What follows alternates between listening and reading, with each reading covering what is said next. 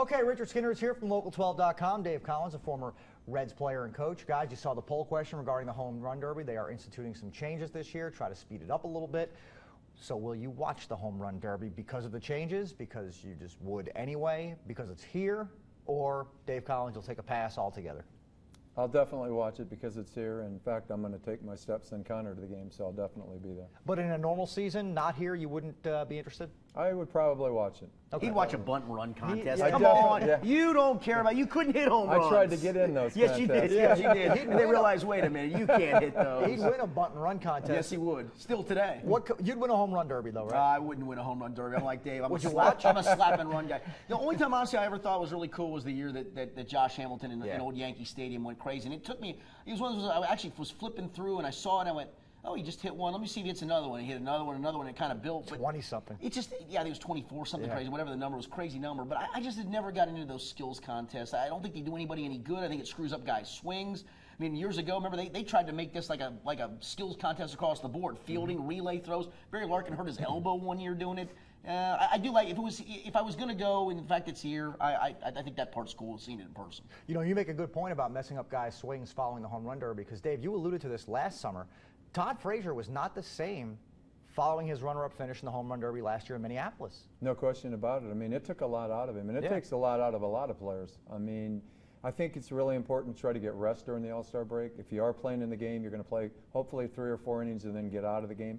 But getting in that home run contest, it can take a lot out of you, and it can affect your swing as well. And not only does it take a lot out of you, especially if you advance all the way to the finals, as Todd did last year, but if you're in the derby, chances are you are an all-star. So now any chance that you had at rest is gone. Yeah, that's the worst part. I mean, I think there's a lot of players, and Dave can probably allude to this from back in the day. You know, you want to go to the All-Star. If you think you're worthy, I'm sure, and Dave can probably address this, you want to go, but you're really not sad if you don't, because you get a chance to kind of let yourself decompress for a couple, 3 days that you get none of that in the regular season unless you're hurt. All right, speaking of decompress, that's what the Reds will try to do on the flight home tonight. Short flight from New York, where they lost 3 games to the Mets.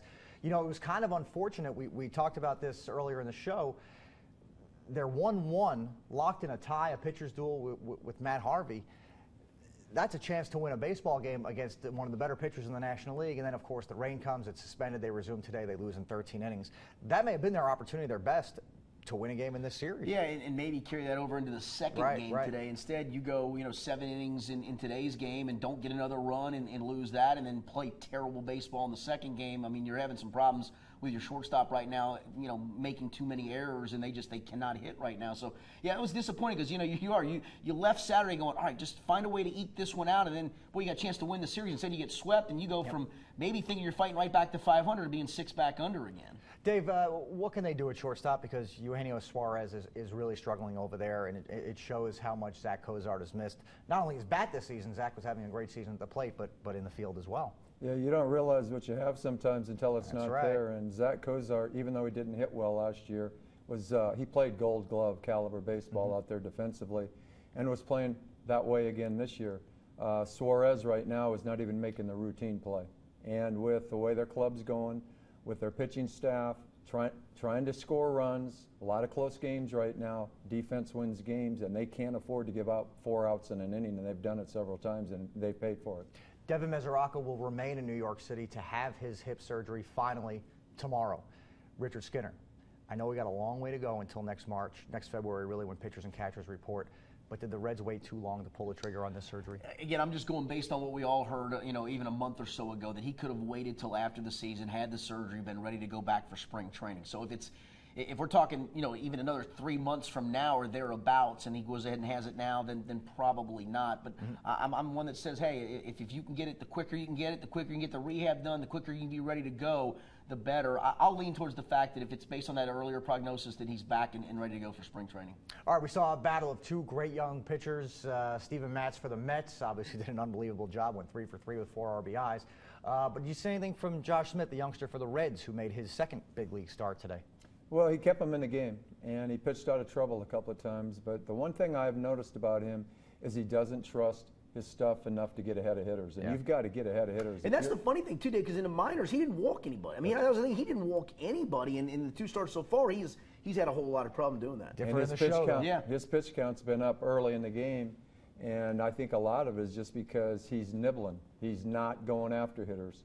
And he's got a good changeup. I mean, he had a lot of swing and misses today on that changeup, but seemed to constantly be deep in the count with a lot of hitters. And you can't do that at this level. You got to trust your defense out there. But an opportunity for him, and we'll see what he does with it going forward. You wrote, Richard, this week on Local12.com about when it becomes time and what the Reds need to do with the trade deadline approaching. For those who missed it, give us a brief recap of what you were talking about. This was as of Friday. This is when they were 34 and 37, and the concept of, they're fighting their way back into maybe a playoff push. And the point was, even if you do that, you still had to be whatever sellers you could be come the trade deadline. That means it's Cueto or Leak or Chapman or any of the three or Marlon Berk. You still have to do that because you still have to think about moving your ball club forward. And the strange part, I said, I'm not sure you can count on Brandon Phillips being healthy the rest of the way. He's hurt again today. Suarez's glove, I wrote this before Friday, was a little shaky. How much shakier is it today? And the rookie pitchers, I mean, they're going to hit a wall. I think they've got some good little parts. They simply don't have enough, and you need to add to those parts by making some deals. And then Joey Votto goes 0 for New York. Yes. Very quickly, 20 seconds or less.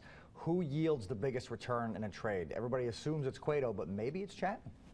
Yeah, that's a tough call there. I mean, Chapman probably, for me, brings more than anybody because he's the most dominating closer in the game, and he may be the most dominating starter in the game as well.